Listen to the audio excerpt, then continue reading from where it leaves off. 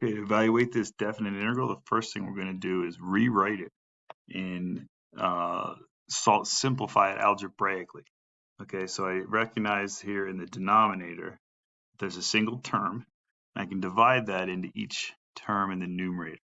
All right, so that should be equivalent, this integral should be equivalent to x squared over x is x to the first, minus 2, x to the negative 1 divided by x is x to the negative 2.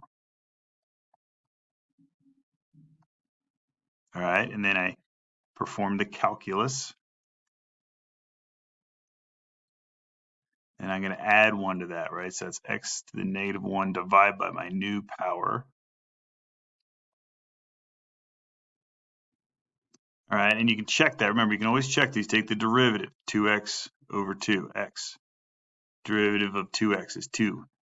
Derivative of this, bring the 1 down, plus, take 1 away, x to the negative 2. So that should be good. And now we plug in our bounds.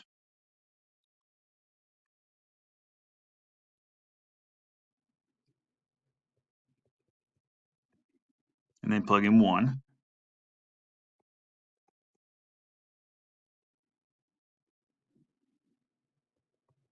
Okay, so that's 2 minus 4 minus a half. And this is a half minus 2 minus 1. Let me check that. I think that's right.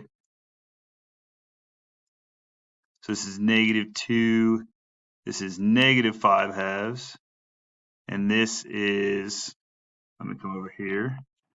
See, minus 2, minus 2 and a half, minus 5 halves. And what do we get here? 1 half minus 2. That's negative 3 halves.